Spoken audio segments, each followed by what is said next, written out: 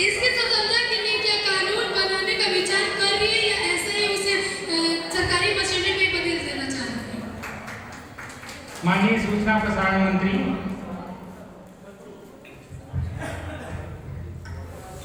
धन्यवाद सभा महाशय जी कि आपने मुझे बोलने का मौका दिया। मैडम, हमारे आप इस क्षेत्र से चुनकर आए हैं तो मुझे यह पूरा भरोसा है कि आप मेरी बातों को जरूर समझेंगे। मीडिया हमारे लोकतंत्र का स्तंभ है और हमारी सरकार हमेशा से मीडिया की प्रहरी रही है।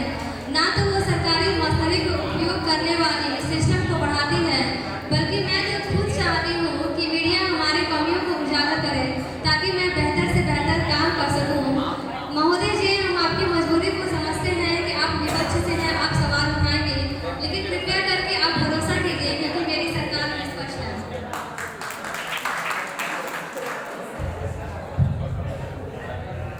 मंत्री जी, हम आपके क्षेत्र से जरूर आते हैं, लेकिन इसका मतलब यह नहीं कि हम आपकी बातों में भूल बैठ जाए। देखिए, हम विपक्षी हैं, कुछ नाते आप सरकार को कार्य किए हैं। मैं आशा करती हूँ कि इस मुद्दे पर जरूर करेंगे।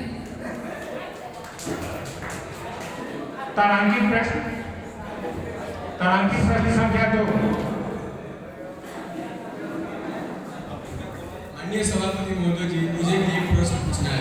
माननीय सांसद महोदय, आपके प्रश्न अभी यहाँ सूची में लिस्टेड नहीं है, इसलिए आप अभी बैठ जाए तो मौका दिया है।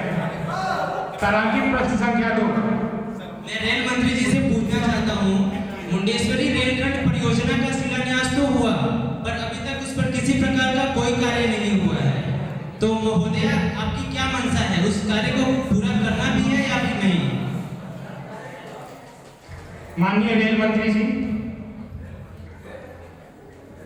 महोदय, आपकी बात बिल्कुल सही है, लेकिन इसका दोषी हम नहीं, पुरानी सरकार है। पुरानी सरकार के ही समय में ये योजना आई थी, लेकिन आप ये योजना मुझे याद दिलाई। मैं आज जाकर अपने अधिकारियों से इन मुद्दों पे बात करूंगी। मुझे बड़ा दुख है, देश की सबसे प्राचीन मंदिर होते हुए भी सरकार ने इस पर ध्यान नहीं दिया। लेकिन मैं आपको भरोसा दिलाती हूँ कि अपने अगले कार्यकाल आने तक मैं ही इसका उद्घाटन करूंगी। अच्छा महोदय, बहुत सारी सरकारें आई और गई, अब आपको भी देखते हैं। माननीय सांसद महोदय, तारांकित प्रश्न संख्या 3। गृह मंत्री से, पूरे देश में लहर है कि ईवीएम मशीन में बहुत सारी गड़बड़ियां चल रही है। वोट डाला साथ लाटे छक्का वोट पड़ जाता है तीर छाप पर। आपको समझना चाहिए कि आप ही के पड़ोसी देश पाकिस्तान आज बैलेट पेपर से चुनाव लड़ रहा है। अभी चंडीगढ़ में मेयर का चुनाव हुआ और सबको पता है क्या हुआ। अरे महोदय, आपको तो शर्म आनी चाहिए। अब तो सुप्रीम कोर्ट भी इस पर फटकार लगाई है। अरे अब तो सुधरिए। माननीय गृह मंत्री जी। माननीय गृह मंत्री। महोदया, मुझे यह सुनकर ताज्जुब होता है कि आप ऐसी बातें पूछ कैसे लेती हैं। वह समय भूल गई क्या जब आप ही की पार्टी के समय बिहार में क्या हुआ था? पूरा बूथ ही लूट लिया जाता था। एक तरफ आप चांद मंगल पर जाने की बात करती हैं और दूसरी तरफ पुनः 20 वर्ष पुरानी व्यवस्था बहाल करने की बात करती हैं। भूल गई क्या पहले क्या होता था? आदमी घरों में रहता था और उनका वोट पड़ जाता था। और आप पाकिस्तान की बात कर रही हैं, जहां पर हर पीएम सत्ता से जाने के बाद जेल के अंदर रहता है और वहां पर जहां बमबाजी ही चलती रहती है। मैडम, आप विपक्ष की भूमिका तो निभाइए, लेकिन भूमिका निभाते निभाते देश के विकास में बाधक मत बनिए। अरे, आप लोगों को अपनी पार्टी पर ध्यान देनी चाहिए। 10 वर्ष से लगातार हारते ही आ रहे हैं और जब हारते हैं तो दोस्त ईवीएम को मरते हैं। धन्यवाद।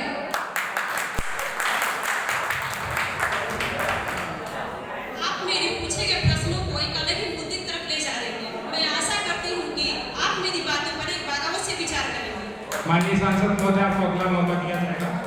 तारांकित प्रश्न संख्या 4। तारांकित प्रश्न संख्या 4।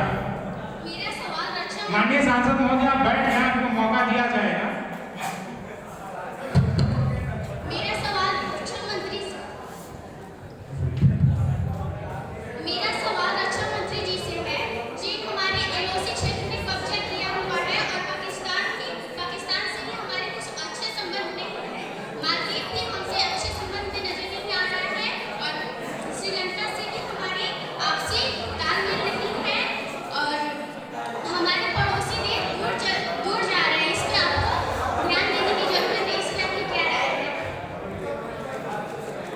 माननीय मंत्री महोदय।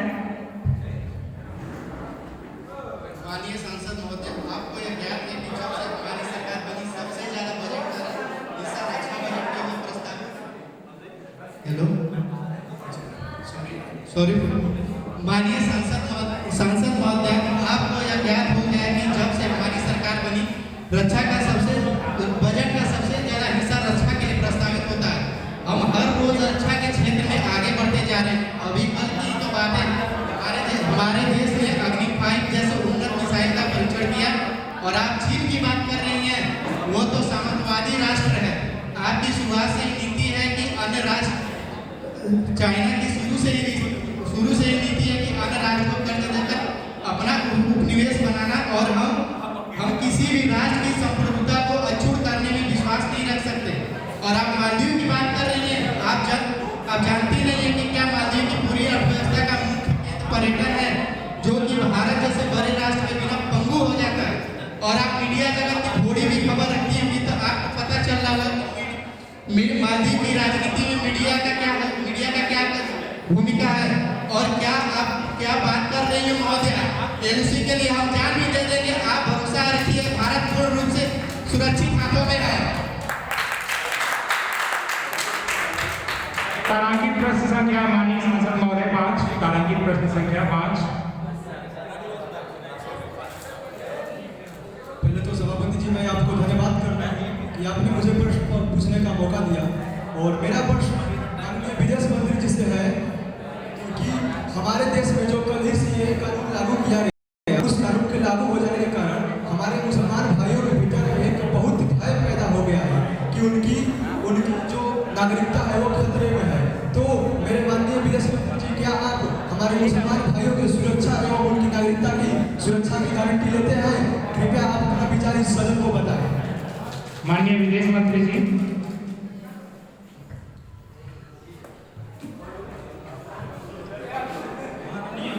संसद महोदय जी, मैं आपको पहले यह आश्वस्त कर दूं कि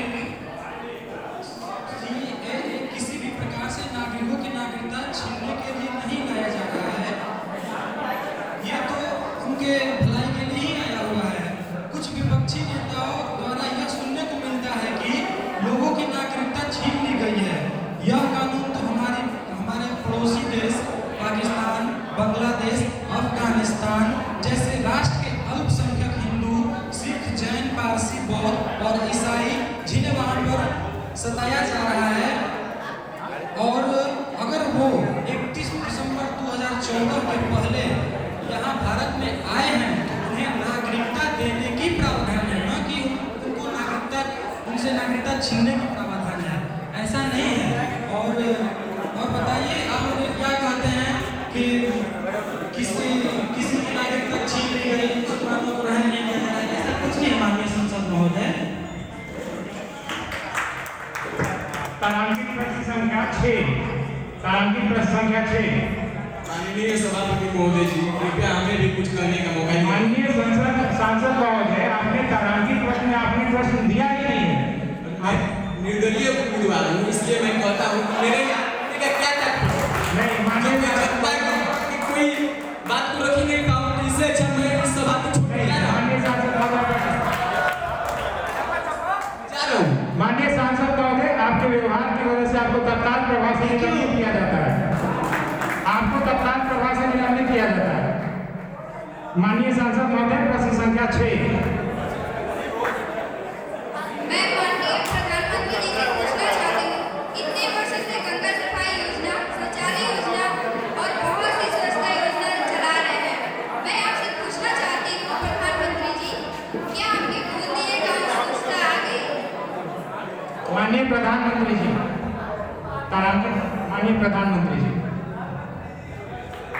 सबसे पहले तो मैं अध्यक्ष महोदय का धन्यवाद प्रकट करना चाहूँगा, और साथ ही साथ अपने युवा सांसद महोदय का भी धन्यवाद प्रकट करना चाहूँगा कि उन्होंने अपना प्रश्न रखा। और मैं यह आशा करता हूँ कि मेरा जो उत्तर है वह उन्हें पूरी तरह आश्वस्त करेगा।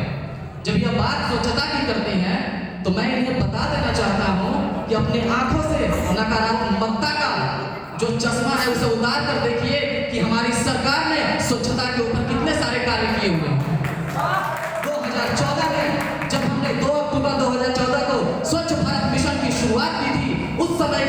स्वच्छता कवरेज 39% थी, जिसे बढ़ाकर आज के दिनांक में हमने 100% कर दिया। स्वच्छ भारत मिशन के तहत हमने गांव के हर क्षेत्र में नए सफाई कर्मी बहाल किए। छोटे छोटे गांवों के हर एक घर में हमने डस्टबिन बांटे, ताकि जो सूखे कचरे हैं, जो गीले कचरे हैं, उनका लोग सही तरीके से निपटारा कर सके। और दूसरी तरफ हर घर शौचालय योजना के तहत हमने ग्रामीण क्षेत्रों में 10 करोड़ से भी अधिक शौचालय बनाने का निर्माण किया। और साथ ही साथ ग्रामीण क्षेत्र ही नहीं बल्कि शहरी क्षेत्रों और उसके साथ सार्वजनिक विभाग में भी हमने 12 करोड़ से अधिक शौचालय बनाने का कार्य पूरा किया है। आप कहते हैं हमने स्वच्छता के ऊपर कार्य नहीं किए, नमामि गंगा योजना उठाकर देख लीजिए। हमने केवल गंगा ही नहीं बल्कि गंगा के साथ साथ जो भी छोटी बड़ी नदियां हैं उनको भी साफ और स्वस्थ रखने का लक्ष्य प्राप्त किया है। और उसके साथ साथ अपने गाँव के भी जो हमारे छोटे छोटे तालाब और सरोवर हैं उनके नवनिर्माण के लिए हमने कार्य किए हैं और उनमें अच्छा हमने योगदान दिया है। और आप कहते हैं कि हमने कार्य नहीं किए हैं, अपने आप थोड़ा अपने गहन अध्ययन को बढ़ाइए और अगली बार जब प्रश्न लेकर आइए तो थोड़े मजबूत प्रश्न रखिए ताकि प्रधानमंत्री भी सोचने पर मजबूर हो जाए। धन्यवाद। माननीय सांसद महोदय, आपका खंड ख प्रश्न। माननीय सांसद महोदय, आपके प्रश्न संख्या खंड ख। आपने ठीक कहा माननीय प्रधानमंत्री जी, नागरिकों को तो बहुत दायित्व बनता है और धीरे धीरे मुझे उम्मीद है नागरिकों के वर्क कल्चर में सुधार आ ही जाएगा। लेकिन हर घर शौचालय योजना में आपको कितना पैसा मिलता है, इस पर आपको ध्यान देना चाहिए। यहाँ दूर दूर तक भ्रष्टाचार के बारे में बहुत सुनने को मिलते हैं। माननीय प्रधानमंत्री जी, आपका बहुत बहुत धन्यवाद कि आपने यह प्रश्न रखा। लेकिन इस प्रश्न को पूछते समय आप भूल गए कि इसी सभा में आप ही के बड़े सांसद ने यह कहा था कि अगर संसद से 1 रुपया पारित किया जाता है तो वह ग्रामीण क्षेत्रों में पहुंचते केवल 20 पैसे तक रह जाता है। और हमारी सरकार तो इतनी पारदर्शिता लाई हुई है कि अगर शौचालय निर्माण हो या चाहे कोई भी योजना हो, हम सीधे डीबीटी के माध्यम से उसके खाते में पैसा भेजते हैं और लाभार्थी उस पैसे का पूरा लाभ उठा पाते हैं। उसमें बीच में कोई भी भ्रष्टाचारी उसमें नहीं आ पाता है और उसका कोई भी परसेंटेज उसमें नहीं बन पाता है। और हमने तो आज ऑनलाइन में इतनी सारी सुविधाएं की हैं कि एक क्लिक दबाइए और लाभार्थी के खाते में उसका पैसा चला जाता है। और इससे ज्यादा पारदर्शिता किसी सरकार ने क्या देखी होगी। आपसे हम अनुरोध करते हैं कि अगली बार अपने सवालों को मजबूत रखिएगा। धन्यवाद। इसी के साथ आप सभी सांसद महोदय, इस शीतकालीन सत्र के समापन में आप सभी का बहुत बहुत धन्यवाद।